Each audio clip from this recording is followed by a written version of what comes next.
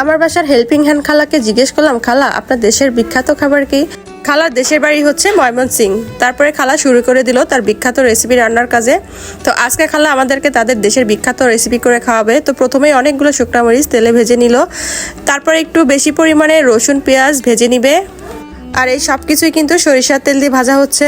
আর এই যে দেখেন কতগুলো চ্যাপা শুটকি খুব ভালোভাবে ক্লিন করে নিচ্ছে। এখানে 7 থেকে 8টা চ্যাপা শুটকি আছে। যাদের বাড়ি ময়মনসিংহ তারা তো এতক্ষণে বুঝিয়ে ফেলেছেন খালা কি বানাতে যাচ্ছে। হ্যাঁ, এটা হলো চ্যাপা শুটকির ভর্তা। ওনাদের জেলায় নাকি সবাই শুটকি খেতে অনেক বেশি পছন্দ করে, আর এভাবে চ্যাপা শুটকির ভর্তা নাকি খুবই ফেমাস।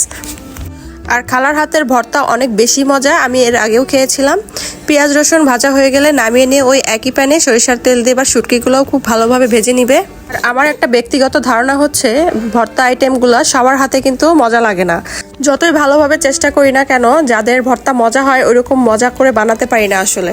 শুটকি ভাজা হয়ে গেলে এখন শিলপাটায় প্রথমেই শুকনা মরিচগুলো লবণ দিয়ে খুব ভালোভাবে বেটে নিবে।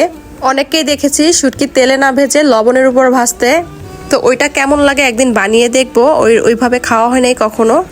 শুকনা মরিচগুলো বাটা হয়ে গেলে এখন শুটকিগুলো দিয়ে বেটে নিবে। চাপা শুটকিগুলো ভালোভাবে বাটা হয়ে গেলে এটা মরিচের সাথে মিশিয়ে নিয়ে এরপরে পেঁয়াজ আর রসুনগুলো দিয়ে ভালো করে বেটে নিবে। এই চাপা শুটকির ভর্তা, গরম ভাত আর এক টুকরা লেবুর রস, আর কিছুই লাগবে না, জাস্ট খেতে অসাধারণ হয়। তো আজকের রেসিপিটা ভালো লাগলে অবশ্যই একটা শেয়ার করে দিবেন আমাদের খালার জন্য। উনি এত কষ্ট করে ভর্তাটা বানিয়েছেন।